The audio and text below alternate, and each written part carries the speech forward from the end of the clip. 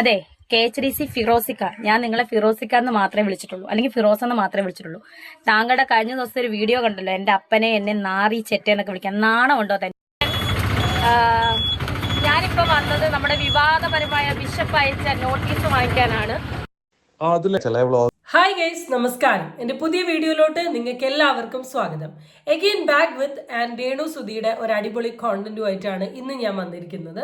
രേണു സുധിയുടെ Instagram follow ചെയ്യുന്ന വ്യക്തികളാണെങ്കിൽ നിങ്ങൾക്ക് ഓൾറെഡി അറിയാം, രേണു സുധി ഇപ്പൊ കറന്റ് ഇൻസ്റ്റഗ്രാമിൽ സ്റ്റോറി ആയിട്ടും ആളുടെ അക്കൗണ്ടിൽ പോസ്റ്റ് ആയിട്ടും 2 വീഡിയോ അപ്ലോഡ് ചെയ്തിട്ടുണ്ട്. ഒരു വീഡിയോ അച്ഛൻ ആൻഡ് വ്ളോഗേഴ്സിന് വേണ്ടി, രണ്ടാമത്തെ വീഡിയോ ഫിറോസിന് വേണ്ടിയിട്ട്. നമ്മൾ വീടിന്റെ വിഷയം തുടങ്ങിയ ടൈം തൊട്ടിട്ട് രേണു സുധിക്ക് ഏറ്റവും എഗെയിൻസ്റ്റ് ആയി നിന്നിട്ടുള്ള ഒരു വ്യക്തിയായിരുന്നു ഫിറോസ്.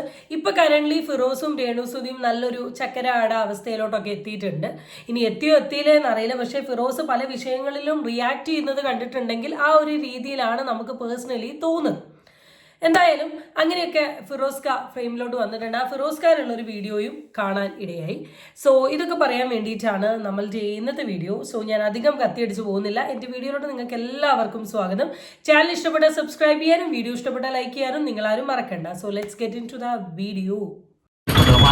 ഹായ് ഫ്രണ്ട്സ്, ഞാനിപ്പോ വന്നത് നമ്മുടെ വിവാദപരമായ ബിഷപ്പ് അയച്ച നോട്ടീസ് വാങ്ങിക്കാനാണ്.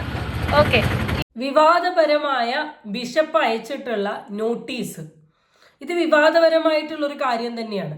കാരണം നമ്മൾ ഇന്ന് ഈ ലോകം മുഴുവൻ എടുത്തു നോക്കുകയാണെങ്കിൽ ഒരാൾ സ്വന്തമായി ഇഷ്ടപ്രകാരം ദാനമായി നൽകിയിട്ടുള്ള ഒരു സാധനം തിരിച്ച് വാങ്ങുക എന്ന് പറഞ്ഞിട്ടുണ്ടെങ്കിൽ അത് ഓഫ് കോഴ്സ് സോഷ്യൽ മീഡിയയിൽ വലിയ ഡിസ്കഷൻ ആയിട്ടുള്ള ഒരു ടോപ്പിക്ക് തന്നെയാണ്. അതുകൊണ്ട് ഇത് വിവാദപരമാണ് എന്ന് പറയുന്നതിനോട് പേഴ്സണലി ഒരു എതിർപ്പുമില്ല. വിവാദപരമായിട്ടുള്ള ഒരു ടോപ്പിക് തന്നെയാണ്. സോഷ്യൽ മീഡിയ അത്യാവശ്യം എല്ലാവരും ഒരുപോലെ എടുത്ത് റിയാക്ട് ചെയ്തിട്ടുള്ള ഒരു കോണ്ടന്റ് തന്നെയാണത്. ഇപ്പോഴാണ് ഇന്ന് എത്രാം തീയതി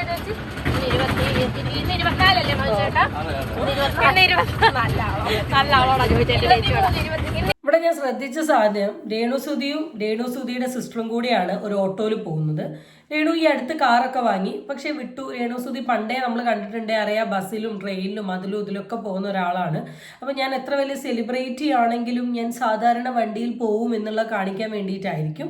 ആൻഡ് സെക്കൻഡ് തിങ്, ഒരു ഓട്ടോ നമ്മുടെ വീടിൻ്റെ അവിടേക്ക് വിളിച്ച് വരുത്തി നമ്മൾ ആ ഓട്ടോയിൽ അവിടെ പോയി ആ സാധനം എടുത്ത് തിരിച്ചു വരുന്നതും അത്ര വലിയ സാധാരണക്കാരിയൊന്നും അല്ല. സാധാരണക്കാരിയാണെങ്കിൽ അങ്ങ് റോഡിൽ വന്ന് നിന്ന് ബസ്സിലൊക്കെ കയറി പോകാമല്ലോ. അതൊന്നും ഇപ്പോൾ രേണുവിനെ പറ്റില്ല. എന്തോ ആയിക്കോട്ടെ, ഓട്ടോയിലാണ് പോകുന്നത്. ഇവിടെ കണ്ടൊരു സാധനമുണ്ട്. എന്നാണ് ഇവർ ലെറ്റർ കൈപ്പറ്റിയത് എന്ന് അറിയിക്കാൻ വേണ്ടിയിട്ട് എടുക്കുന്ന ഒരു വീഡിയോ ആണ്. 24-ാം തീയതിയാണ് ഇവർക്ക് ലെറ്റർ കിട്ടിയത്. 24-ാം തീയതിയാണ് ലെറ്റർ വാങ്ങാൻ വേണ്ടിയിട്ട് ഇവർ രണ്ടുപേരും പോകുന്നത്. ആ ഡേറ്റിന് വേണ്ടിയിട്ട് ആദ്യം ചേച്ചിനോട് ചോദിച്ചു, ചേച്ചിക്ക് അറിയില്ല.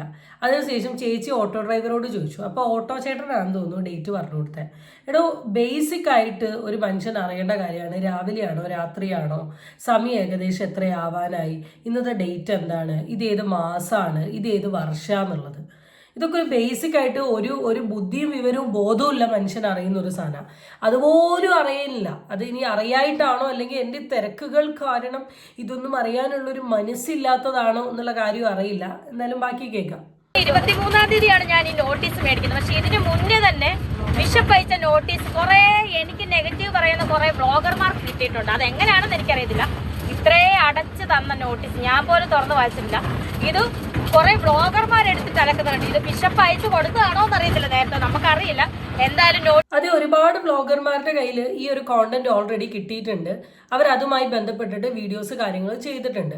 നെഗറ്റീവ് മാത്രമല്ല, പോസിറ്റീവ് പറയുന്ന ആൾക്കാരും ഇതേ സാധനം എടുത്ത് വെച്ച് റിയാക്റ്റും ചെയ്തിട്ടുണ്ട്. ആൻഡ് ഇതെങ്ങനെ കിട്ടി എന്ന് ചോദിച്ചിട്ടുണ്ടെങ്കിൽ ഓഫ് കോഴ്സ് ബിഷപ്പ് ആയിരിക്കാം. ബിഷപ്പ് ആരുടെങ്കിലും ബ്ലോഗർ അതിൽ കൊടുത്തതായിരിക്കാം, ഫോട്ടോസ് അയച്ചു കൊടുത്തായിരിക്കാം, അല്ലെങ്കിൽ കേസ് ഫയൽ ചെയ്ത് പറഞ്ഞിട്ടായിരിക്കാം. കാരണം എല്ലാ വ്യക്തികളും ഈ സെയിം സാധനം അവിടെ ഇട്ടിട്ടുണ്ടെങ്കിൽ ആൾ ചെയ്തോട്ടെ, ആൾക്ക് എന്താണ് പ്രശ്നം?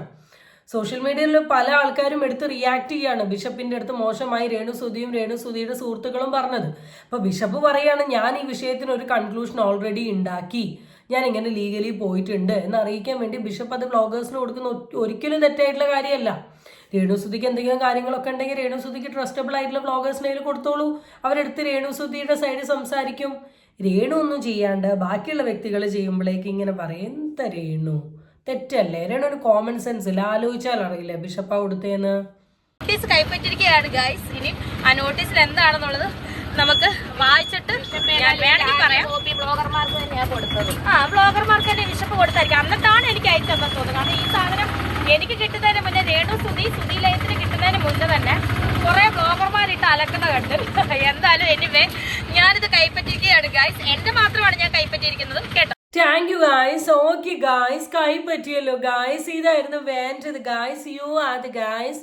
ഓ എൻ്റെ കൃഷ്ണ, ഈ ഒരു സാധനം വാങ്ങാൻ പോകുമ്പോൾ ഉള്ള ഒരു സന്തോഷമാണ് ഞാൻ കാണുന്നത്. അതിൻ്റെ കൂട്ടത്തിലുള്ള ഒരു അഹങ്കാരം. വ്ളോഗേഴ്സിന് കിട്ടുന്നതിന് നിങ്ങൾ എന്തിനാ ഇത്ര ഇറിറ്റേറ്റഡ് ആവുന്നത്? നിങ്ങൾ വ്ളോഗേഴ്സിന് വീഡിയോ കാണുന്നില്ല, റിയാക്ട് ചെയ്യുന്നില്ല. അവരെന്ത് പറഞ്ഞാലും എനിക്ക് ഇതാന്നൊക്കെ പറഞ്ഞ് നടന്നിട്ടുള്ള കാറ്റഗറി ഓഫ് ആൾക്കാരാണ് നിങ്ങൾ.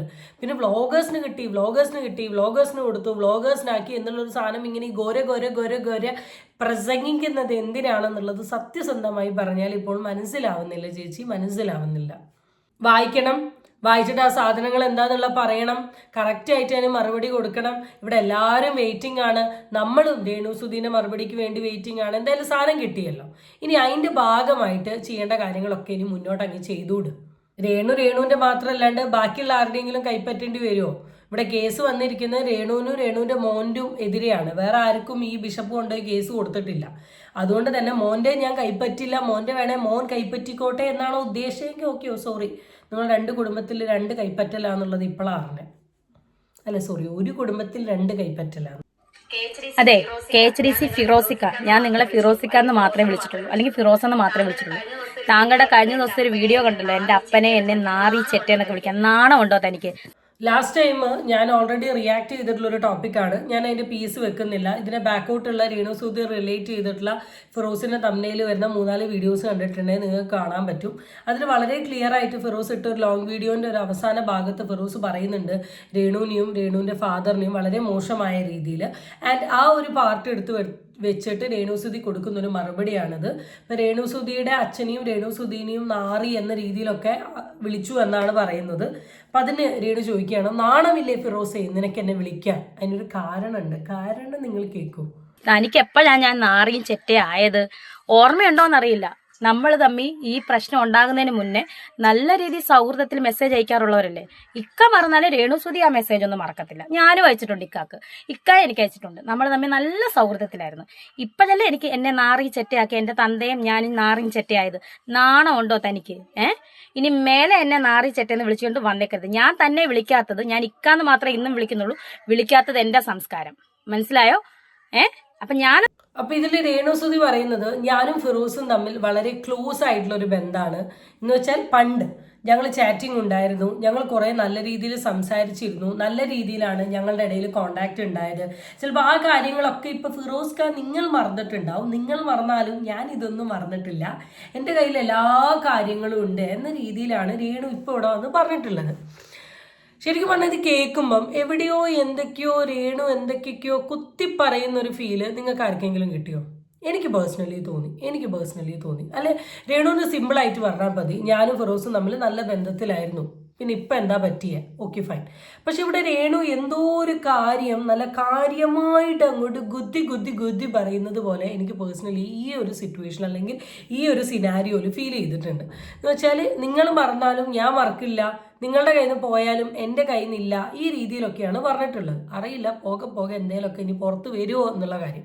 ഇനി ഉണ്ടെങ്കിലും ഇല്ലെങ്കിലും എന്തൊക്കെയാണെങ്കിലും ഫിറോസ്ക പണ്ടത്തെ രീതിയിൽ രേണുവിൻ്റെ അടുത്ത് ഇങ്ങനെ ഇന്ത്യ പാകിസ്ഥാൻ വാറ് ചെയ്യുന്ന പരിപാടികളൊക്കെ ഇപ്പോൾ ഒന്ന് നിർത്തി, ഇപ്പോൾ ഒരു ഒതുങ്ങി വളരെ മിനിമലായിട്ടുള്ള ഒരു അപ്രോച്ചാണ് പോകുന്നത്. അതിൻ്റെ കാരണം എന്താണെന്ന് നമുക്കറിയില്ല.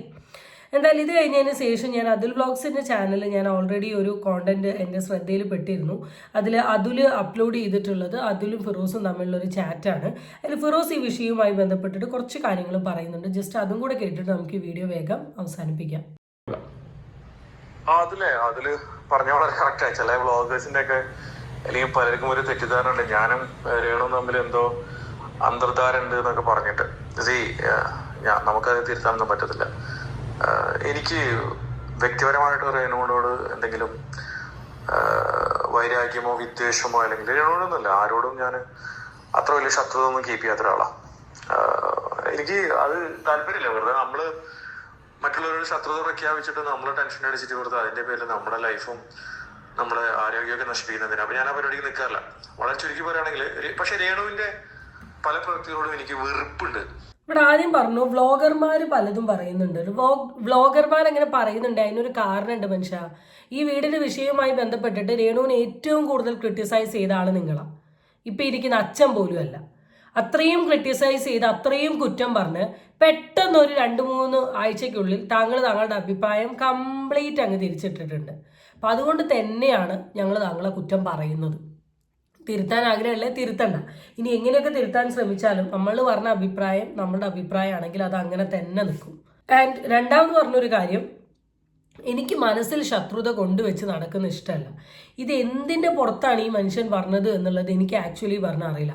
ആൾ തന്നെ പറഞ്ഞിട്ടുണ്ട്, എൻ്റെ ബിസിനസ് തകർത്തു, എൻ്റെ ജീവിതം തകർത്തു, എനിക്ക് നെഗറ്റീവ് പബ്ലിസിറ്റി വന്നു, എനിക്ക് കുറേ നഷ്ടങ്ങൾ വന്നു, എനിക്കിത് ഒരിക്കലും മറക്കാൻ പറ്റാത്തൊരു കാര്യമാണ് രേണു ചെയ്തത് എന്ന് പറഞ്ഞ മനുഷ്യരാണ് ഇപ്പോൾ പറയുന്നത് ശത്രുത, വാശി, ദേഷ്യം എന്നീ പറയുന്ന സാധനങ്ങൾ മനസ്സിൽ കൂടെ നടക്കാൻ ആഗ്രഹിക്കാത്തൊരു വ്യക്തിയാണ് ഞാനെന്ന്. ഇതിനൊക്കെ എന്തുവാ പറയേണ്ടത്? ഇനി രേണു എന്തേലും പറഞ്ഞോ, രേണു എന്തേലും കാണിച്ചോ, രേണു എന്തേലും ചെയ്യുന്നോ, എനിക്ക് സീരിയസ്ലി ഈ വ്യക്തിയുടെ ഈ ഒരു സ്റ്റാൻഡ് എനിക്ക് മനസ്സിലാവുന്നില്ല.